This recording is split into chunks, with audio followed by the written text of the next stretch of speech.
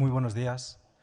Muchísimas gracias a la COE, a Elvira, a Telefónica por su cálida acogida, a su presidente por sus entrañables palabras que me gustaría devolverle y amplificarlas, porque además rompen el mito de que entre nuestros respectivos pueblos de origen hubo una ancestral rivalidad, ¿no?, que hoy no tiene sentido. Muchas gracias a todos por esta oportunidad de representar a los investigadores españoles en este auditorio tan impactante y tan innovador, que es un ejemplo de que realmente hay innovación en esta casa.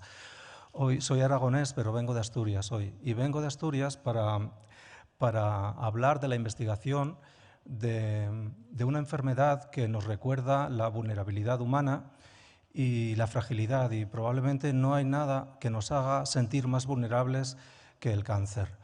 Me gustaría que miraran por un instante a su derecha y a su izquierda y se dieran cuenta de que, de acuerdo con las estadísticas más actuales, 1 de cada 3 personas desarrollará un tumor maligno a lo largo de su vida. Pero hoy, más allá de estos números que nos asustan, nos impresionan, y como dijo el gran poeta César Vallejo, vengo a hablar de la esperanza, pues vengo a hablar de una esperanza que está basada exclusivamente en el conocimiento. Conocer para curar, ese es nuestro sencillo lema, el lema que nos impulsa. ¿Qué es lo que sabemos del cáncer? De una enfermedad de la que todavía se habla en voz baja y a veces entre susurros, ¿no?, cuando hoy podemos decir que en realidad no es una enfermedad moderna, sino que corresponde a algo que viene desde muy atrás, desde el principio de nuestra propia evolución. Luego, para entender el cáncer, lo primero que tenemos que hacer es entender la vida. Y entender la vida no es una empresa nada sencilla, porque me gustaría que a ustedes como empresarios pensaran un momento en unos números. Todos los que estamos aquí tenemos aproximadamente 100 billones de células en nuestro organismo, de las que 100.000 millones son neuronas, tantas como estrellas en la Vía Láctea. Y pensamos, y nos han dicho, que es con estas neuronas, una cifra espectacular, unos números impresionantes, con las que nos arreglamos para entender el mundo o entendernos o aspirar a entendernos a nosotros mismos. Sin embargo, me gustaría que se animaran a descender un poco más a un mundo menos visible, que es el que subyace en el interior de cada célula, en el mundo minúsculo. Y allí encontraríamos realmente una molécula gigantesca, 2 metros de longitud en cada célula, pero que está extraordinariamente empaquetada, armónicamente empaquetada, con mucho cuidado, para hacer posible la realización de cada instante de vida en cada organismo. Esta molécula es el ADN y consta de 3.000 millones de piezas químicas que llamamos nucleótidos en cada célula de cada uno de nosotros. Un solo daño en una de estas 3.000 millones de piezas es suficiente para iniciar un proceso, el del cáncer o otras enfermedades, que contribuyen a quebrar la armonía molecular que posibilita la vida de todos nosotros.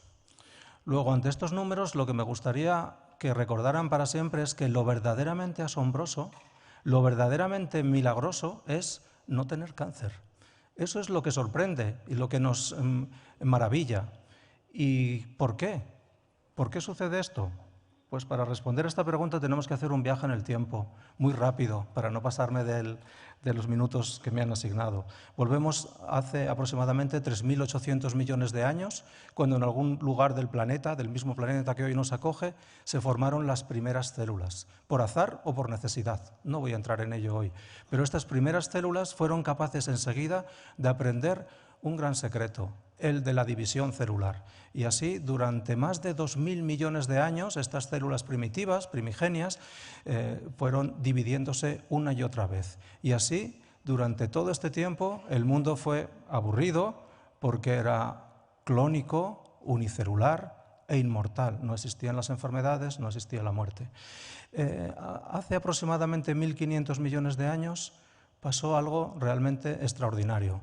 Y es que empezaron a acumularse, a partir de la actividad de unas bacterias, oxígeno como un gas tóxico en la atmósfera. Y unas protobacterias en aquel momento aprendieron a metabolizar este oxígeno. Es una de estas bacterias que se acaba de ver en esta imagen. Y de esta, yo diría que acumulación o posibilidad de metabolizar el oxígeno, comenzó a suceder algo realmente extraordinario, y es que las células pudieron transformar un agente tóxico en energía bioquímica. O sea, es una innovación realmente impactante de la toxicidad máxima que nos estaba envenenando esas células, a la vida, ¿no? Y así empezó a suceder todo lo que vemos en el interior de cada una de nuestras células, ¿no? Fue una simbiosis perfecta, en la que unas células que creo que se podrían asimilar en una estrategia empresarial de hoy en día a esas grandes empresas que no tienen la flexibilidad suficiente para adaptarse a un mundo cambiante.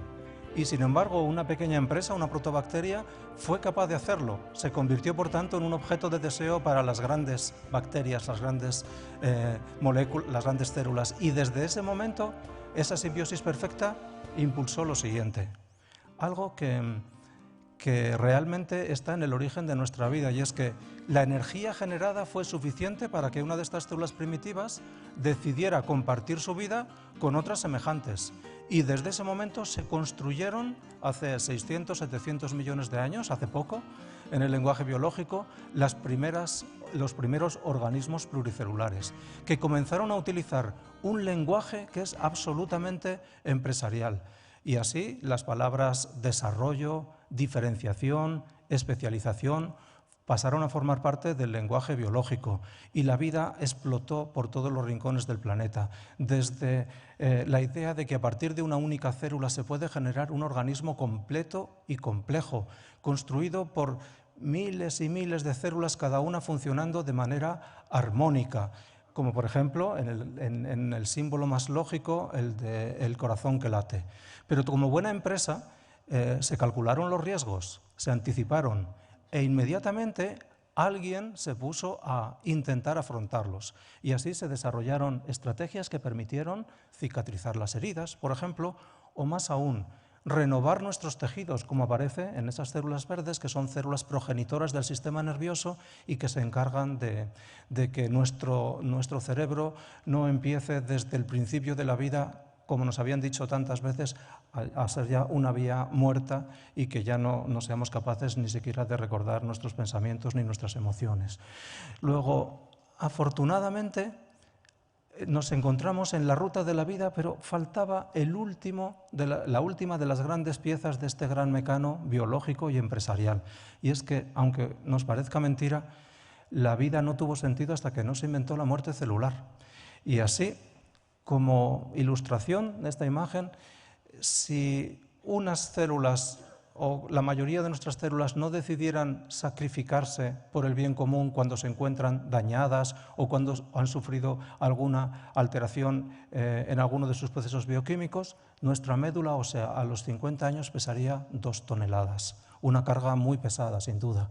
Así las células aprendieron a morir, como lo están haciendo en esa imagen, en tiempo real. Esto es tiempo real, todo eso son células que están muriendo, en este caso por apoptosis, que es el suicidio programado. Pero también es tan importante morir a tiempo que las células pueden morir por autofagia, por anoiquis, por necroptosis o por entosis. Y así es cuando podemos decir: qué suerte tuvimos que se inventó la pluricelularidad, y parece que estábamos ante un mundo perfecto, y sin embargo la evolución necesitó la imperfección. Si no hubiera habido imperfección, hoy seguiríamos siendo microbios. Luego tuvimos que tolerar estas imperfecciones como las de la vida cotidiana. ¿En qué sentido? Bueno, cada vez que una célula se divide, y está pasándonos continuamente, tenemos que copiar nuestro material genético, nuestro ADN. Son 3.000 millones de piezas que han de copiarse en unas pocas horas.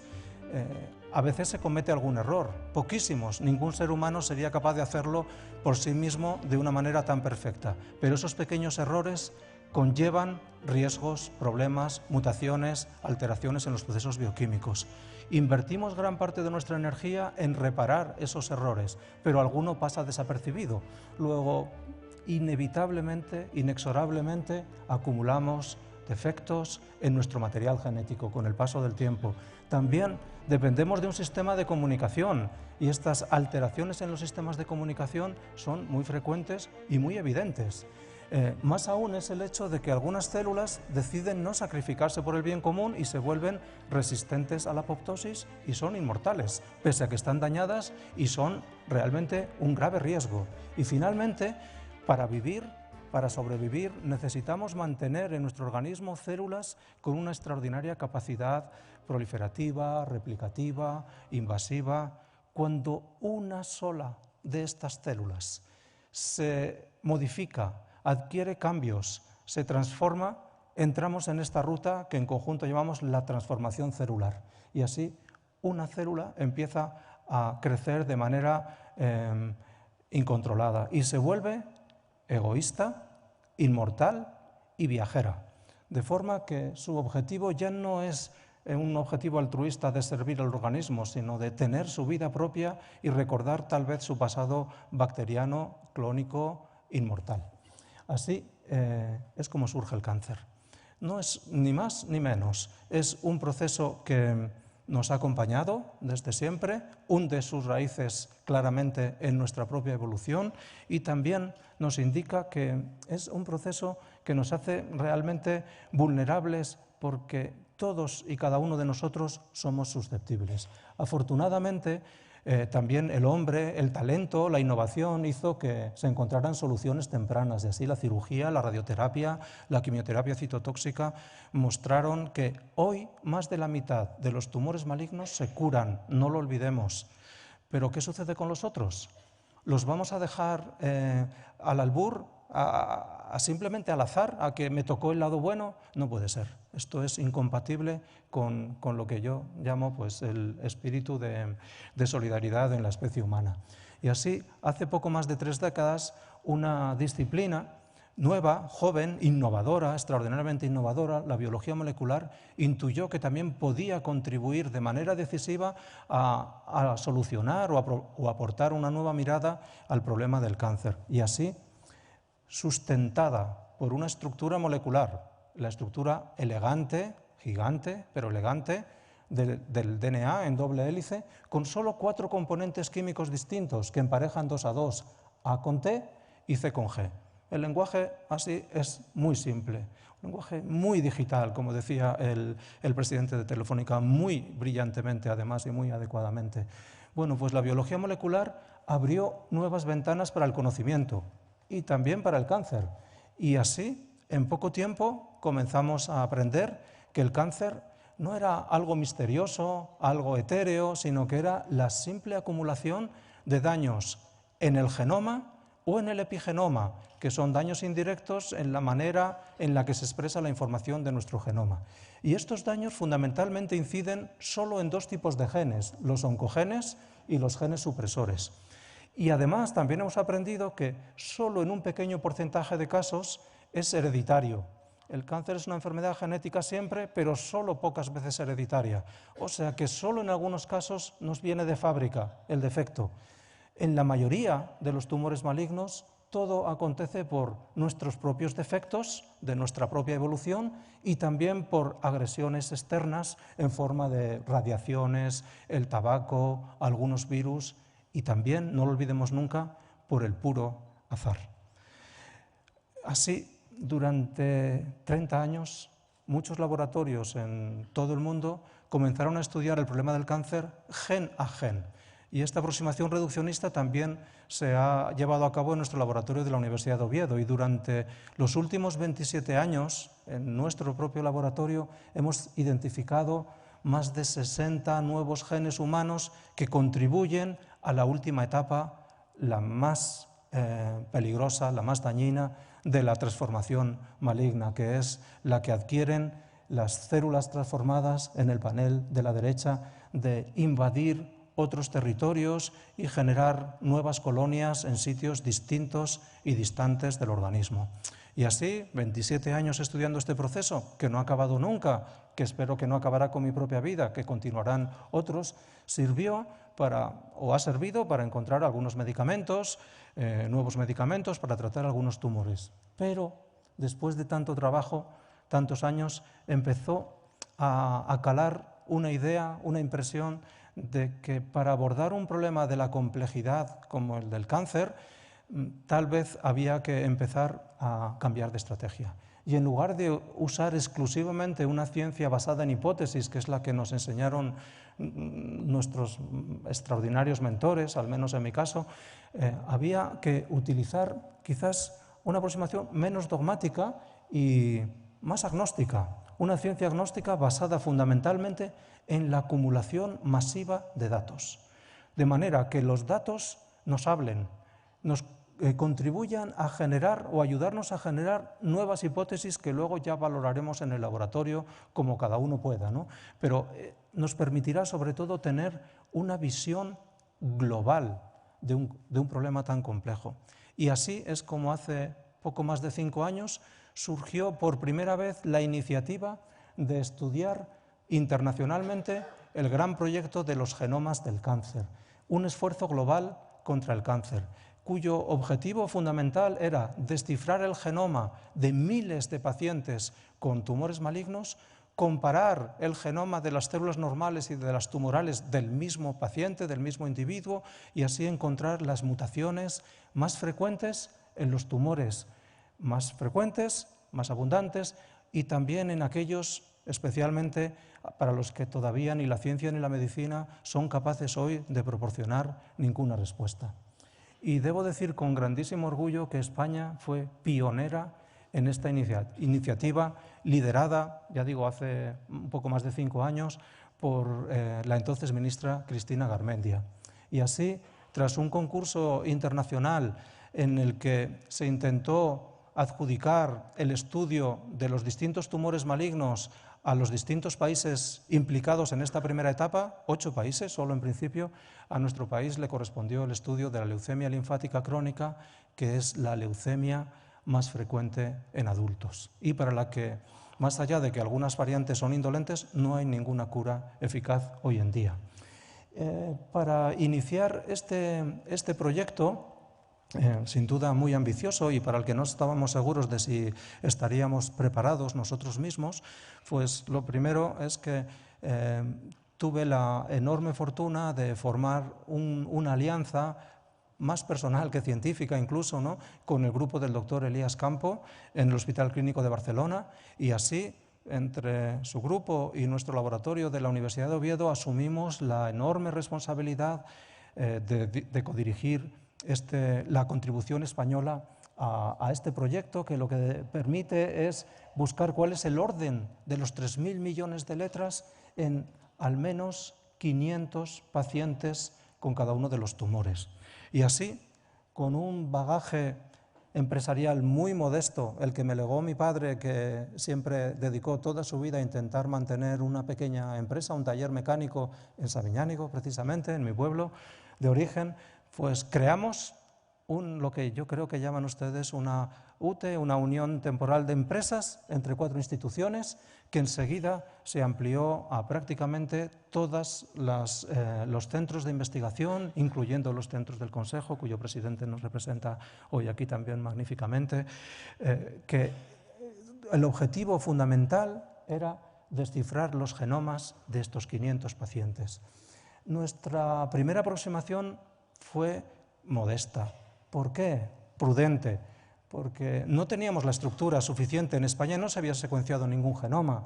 4 pacientes fueron escogidos, 2 con enfermedad agresiva, 2 con indolente, separamos su DNA normal y tumoral, lo fragmentamos en millones y millones de fragmentos, y cada uno de ellos, al ser pequeños, podemos analizar químicamente cuál es el orden de las 4 letras en las que están construido cada uno de los fragmentos. Y así fuimos reconstruyendo este gigantesco rompecabezas, gracias a que 3 de mis más brillantes discípulos, Xosé Puente, Víctor Quesada, Gonzalo Ordóñez, desarrollaron una serie de algoritmos que llamamos con este nombre de resonancia tan asturiana como Sidrón, que nos permitió identificar cuáles eran las mutaciones en cada paciente, de las que estudiamos sus funciones para intentar desarrollar medicamentos y validarlos clínicamente en series de pacientes más importantes, y tal vez en un futuro próximo incluso pues volver la enfermedad del lado de la vida en 1 de cada 3 pacientes.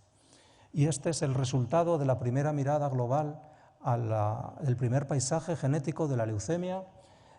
4 pacientes, 4 colores distintos, y para ustedes que no practican la ciencia con sus propias manos, al menos la inmensa mayoría de los que están hoy aquí, hay 2 conclusiones muy evidentes. La primera es que el panorama es abrumador en la complejidad porque hay más de 1000 mutaciones en cada genoma de cada paciente, repartidos en los 23 pares de cromosomas, como se ve en la parte inferior. Y en segundo lugar, la segunda gran conclusión es que no hay 2 tumores iguales. Cada perfil mutacional en cada paciente es único. Luego, cada tumor es, incluso del mismo tipo, es único. Luego, estábamos casi ante una situación desoladora, ¿no? Porque tanto esfuerzo, tanto trabajo, y en realidad parece que iba a ser imposible curar el cáncer ante esta complejidad apabullante, ¿no? Sin embargo, en medio de todo este naufragio genómico en medio de todo este caos había un orden por descifrar, como dijo otro de los grandes escritores, Saramago, y este orden estaba en forma de mutaciones recurrentes. Dicho de otra manera, algunos genes están mutados en distintos pacientes, los mismos genes y las mismas mutaciones en distintos pacientes. Y así pudimos dibujar este mapa en el que algunos genes adquieren gran protagonismo, como Notch1, que fue identificado como el primer driver, llamamos nosotros, impulsor de leucemia en aquellos pacientes que portan mutaciones en este gen y que además tienen un pésimo pronóstico clínico. Este fue un momento muy brillante, muy extraordinario, una gran recompensa en medio de muchísimas dificultades. Fue además avalado por publicaciones del máximo nivel en las revistas más prestigiosas, pero tras la euforia llegó un momento de reflexión. Habíamos dedicado 2 intensísimos años, para descifrar 4 genomas. Nuestro compromiso con el mundo científico es descifrar 500 genomas. Luego necesitamos 250 años para acabar el proyecto.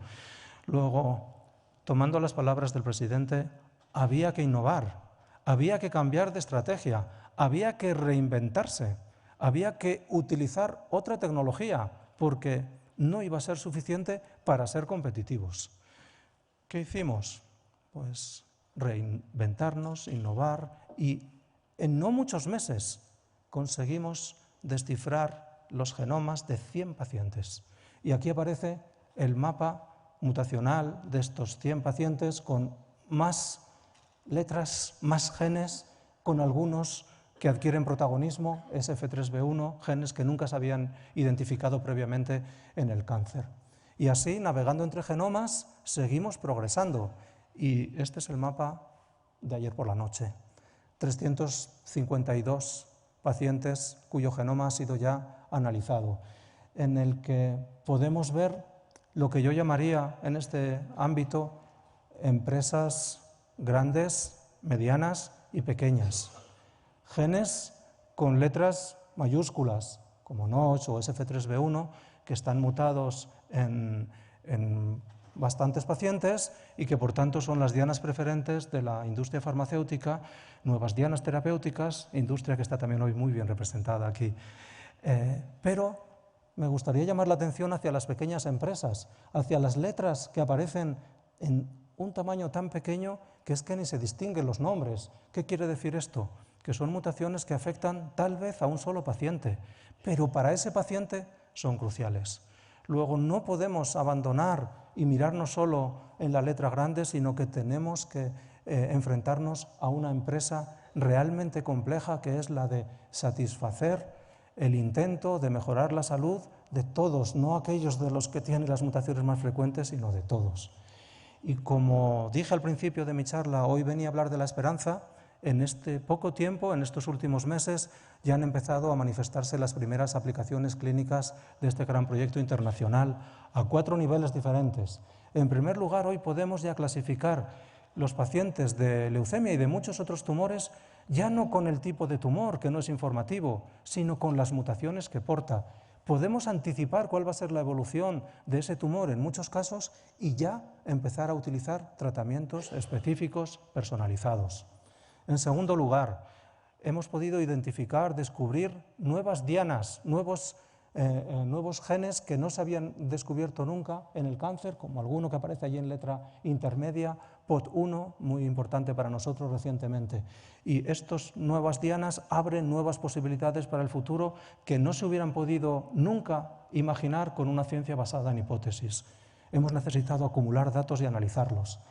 Hemos crecido, hemos progresado en la coordinación de los distintos proyectos en los distintos países y eso lo llamamos transversalidad genómica. Y voy a poner un ejemplo del laboratorio del pasado lunes, en el que ese gen POT1 que habíamos descubierto hace apenas un año como uno de los genes más importantes en la leucemia linfática crónica, en colaboración con un grupo de investigadores australianos y otros ingleses, hemos descubierto que este mismo gen se encuentra mutado en familias con melanoma hereditario y es el gen responsable de su enfermedad, en este caso el único gen responsable de la enfermedad, de empezar la enfermedad, con lo cual tiene una aplicación clínica inmediata.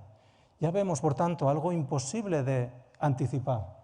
Una leucemia y un melanoma tienen en algunos pacientes algún nexo común que esperamos hacer crecer en los próximos meses hacia otros tumores.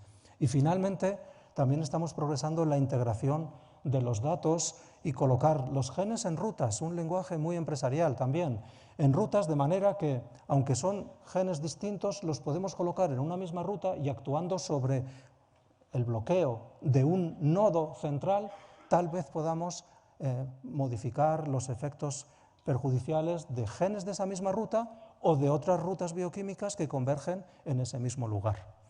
Y ya casi con esto podría dar por terminada mi charla y cumpliría la promesa que le hice a Elvira de no pasarme de los 20 minutos. Pero aún quería decir dos cosas más.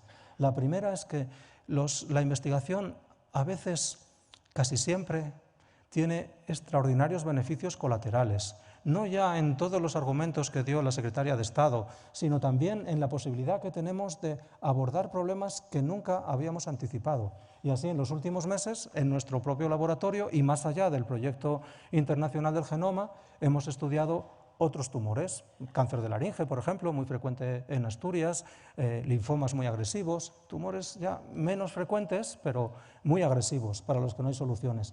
Pero mucho más importante es la posibilidad de utilizar la misma estrategia bioquímica. Nosotros tenemos estrategia en el laboratorio, aunque sea pequeño, y los mismos algoritmos, los mismos procedimientos diseñados para un problema grande, para resolver algo tan problemático, de un mundo tan pequeño como el de las enfermedades raras.